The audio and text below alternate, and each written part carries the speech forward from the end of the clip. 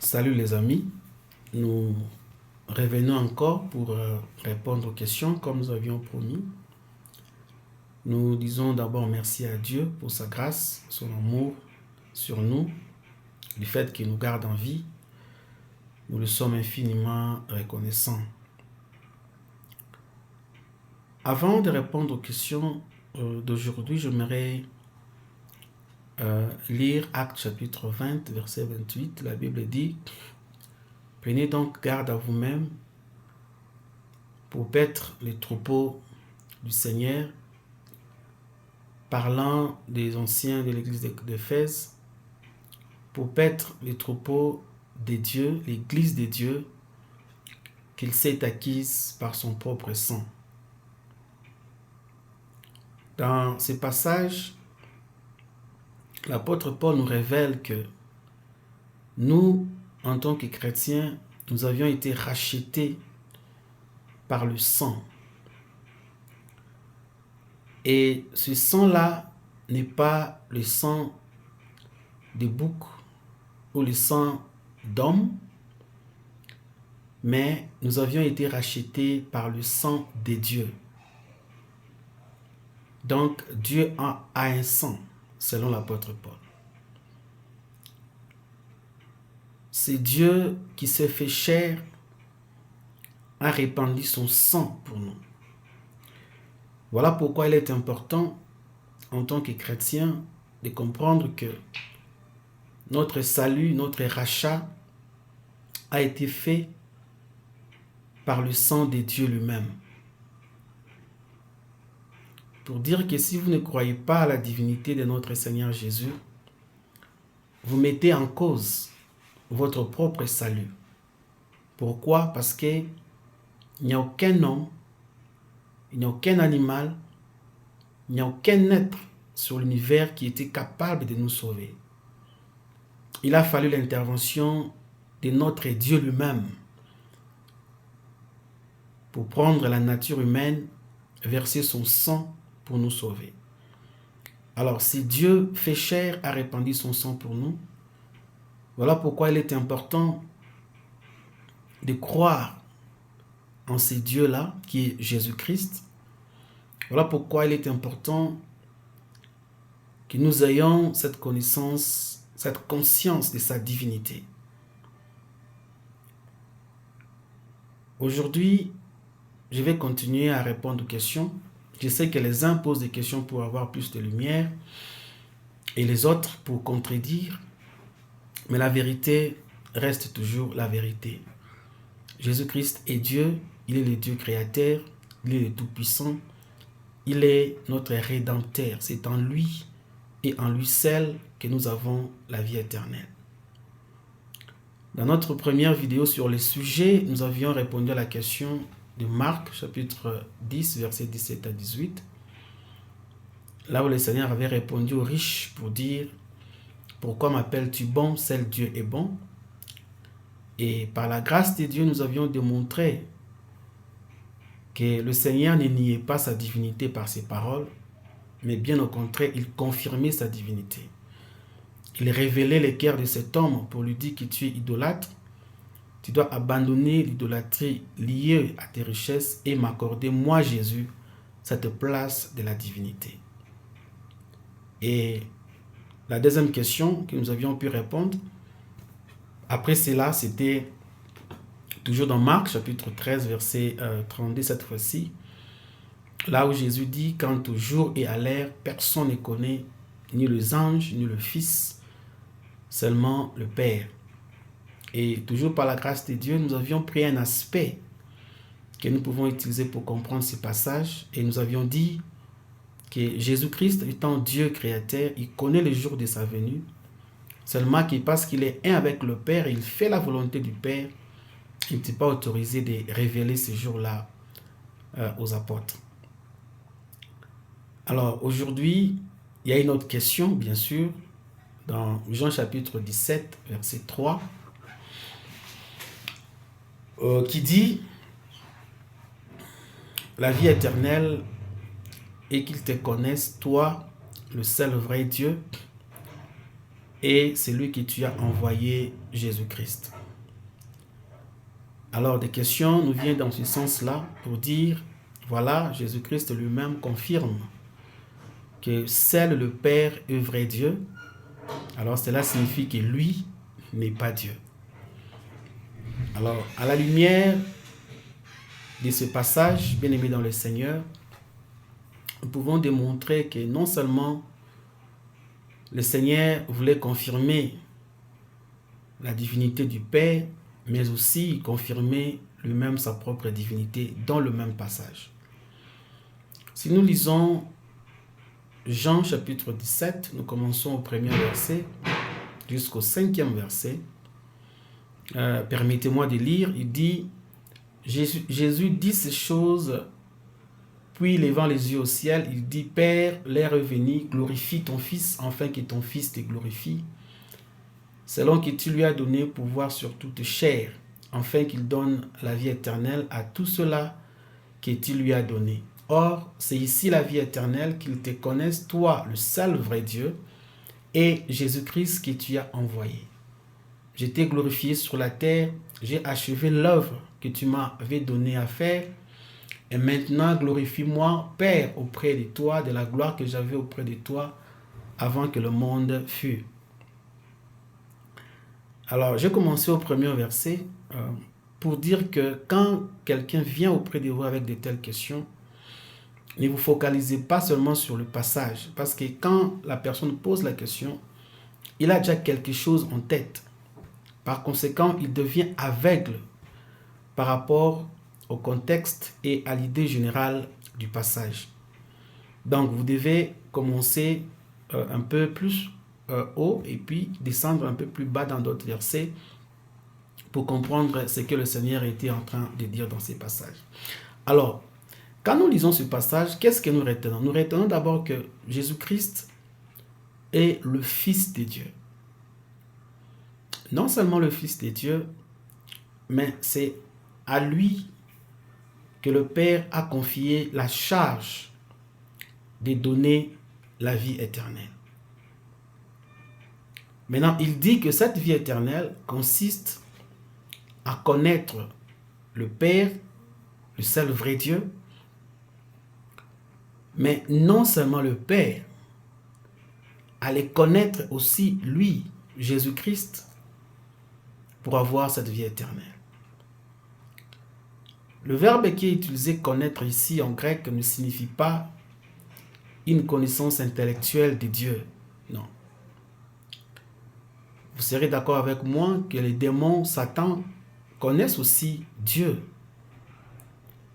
Mais cette connaissance-là qu'ils ont de Dieu ne leur accordera pas le salut. Au contraire, ils seront jetés en enfer. Donc la connaissance dont il est question dans ces passages, c'est une connaissance d'intimité dans la relation. C'est-à-dire qu'il faut avoir une relation intime, une relation personnelle. Mais dans le cadre de ces passages, cette relation ne doit pas se limiter seulement au Père. Mais cette relation doit être au même niveau avec le Fils.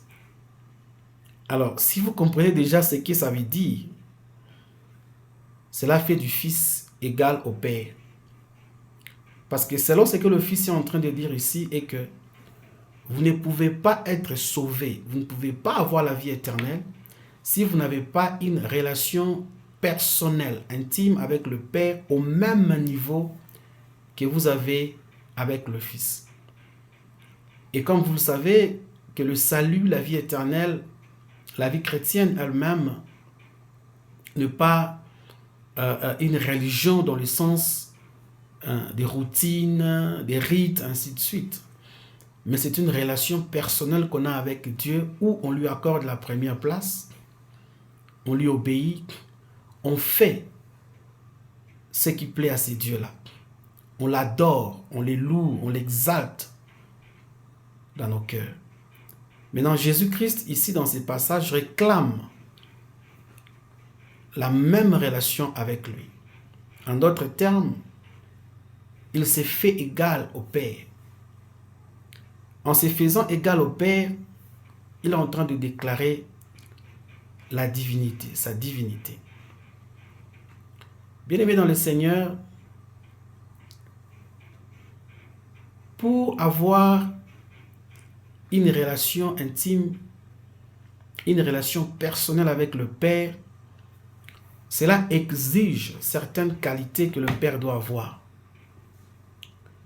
Pour que le Père ait une relation personnelle, salvatrice avec tous les chrétiens du monde entier, le Père doit être omniprésent, il doit être omniscient pour connaître tous ces chrétiens,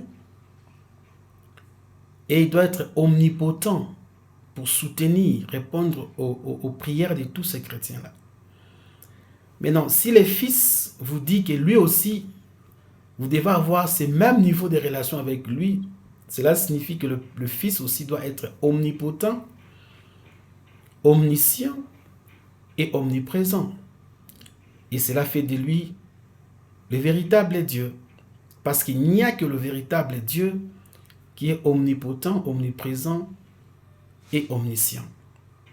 Vous voyez, les contradicteurs utilisent ces passages pour s'opposer à la divinité de Jésus, alors que le passage confirme la divinité de notre Seigneur Jésus-Christ. C'est comme ça qu'il avait dit dans Jean chapitre 10, je crois, verset 30, que moi et le Père, nous sommes un. Pourquoi? Parce que les mêmes attributs, les mêmes qualités que le Père a, ce sont les mêmes qualités, les mêmes attributs que le Fils a. Donc pour obtenir la vie éternelle, vous devez croire, vous devez accepter d'accorder au Père, notre Dieu, la première place. Vous devez accepter, croire et accorder au Fils, qui est Jésus-Christ, la première place, l'honneur, la gloire et l'adoration, de la même manière que nous accordons au Père. Alors, le fait que le Fils dise que le Père est le seul vrai Dieu n'exclut pas que lui, le Fils, soit le vrai Dieu au même niveau que le Père. Pourquoi? Parce que la louange que le Fils est en train d'accorder au Père, c'est la même louange que le Père aussi accorde au Fils. Si nous disons que puisque le Fils est en train de louer le Père, cela exclut que le Fils soit Dieu, alors que diriez-vous quand le Père loue le Fils? Cela signifie que le Père n'est pas le vrai Dieu? Non. Nous, les chrétiens qui croyons à la Bible, nous savons que le Père, le Fils et le Saint-Esprit sont un. Ils font un seul Dieu, pas trois dieux, mais un seul Dieu. Si vous lisez par exemple dans Hébreux chapitre 1, versets 8 à 9, là dans ce passage, nous voyons que ce n'est pas le Fils qui loue le Père, mais c'est le Père qui est en train de louer le Fils. Il dit, ton trône, ô Dieu, est éternel. C'est toi qui as fondé le ciel et la terre. Le ciel et la terre sont l'ouvrage de tes mains. Ils périront, mais toi, tu subsistes éternellement. Ça, c'est le Père qui est en train de parler du Fils. Alors, puisque le Père appelle le Fils, le Créateur du ciel et de la terre, le vrai Dieu qui dure éternellement, cela exclut que le Père soit le Créateur du ciel et de la terre. Non, pas du tout. Pourquoi? Parce que le Père, le Fils et le Saint-Esprit font un seul Dieu. Ils sont un. Ils ne sont pas trois, ils ne sont pas deux, mais ils sont un. Alors, utiliser ce passage pour nier la divinité de Jésus-Christ fait preuve de ne pas comprendre ce que la Bible enseigne dans son entièreté. Dans le même passage que nos contradicteurs utilisent pour nier la divinité de Jésus, c'est le même passage qui confirme que Jésus-Christ est Dieu, un avec le Père et le Saint-Esprit. Au commencement du même livre de Jean chapitre 1, verset 1, la Bible dit « Au commencement était la parole était avec Dieu et la parole était Dieu. Toutes les choses ont été créées par elle et rien de ce qui a été créé n'a été créé sans la parole. » Donc le fait que la parole a créé toutes choses fait d'elle le vrai Dieu, le seul vrai Dieu, mais pas en exclusion du Père, parce que tout ce que le Père fait, c'est ce que le Fils fait, c'est ce que le Saint-Esprit fait. Alors que personne n'utilise ces passages pour vous faire douter de la foi que vous avez en Jésus. Que personne n'utilise ces passages d'ailleurs hors contexte pour vous faire croire que Jésus-Christ n'est pas Dieu. Non, le passage confirme que notre Seigneur est bel et bien Dieu un avec le Père et le Saint-Esprit. Je crois que vous aviez appris quelque chose de cette réponse. Là, nous avions pris seulement un aspect. Il y a beaucoup d'aspects que nous pouvons prendre pour démontrer que dans ce passage, le Seigneur est Dieu. Même quand vous lisez le verset 5 de Jean 17, il dit « Glorifie-moi de la gloire que j'avais auprès de toi avant la fondation du monde. » Or, nous savons qu'avant la fondation du monde, rien n'existait. Il n'y avait pas le temps, il n'y avait pas la matière, il n'y avait pas d'espace. Or, la seule personne qui a existé avant la création du temps, avant la création de l'espace et de la matière, c'est Dieu. Et ce Dieu-là existait en communion avec le Fils et le Saint-Esprit. Que Dieu vous bénisse. Je crois, je vais revenir encore. Si le Seigneur me convainc d'ajouter encore d'autres aspects à ces passages, nous allons le faire.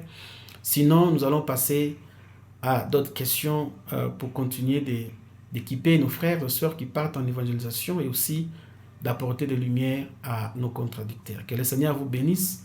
On se voit à la prochaine.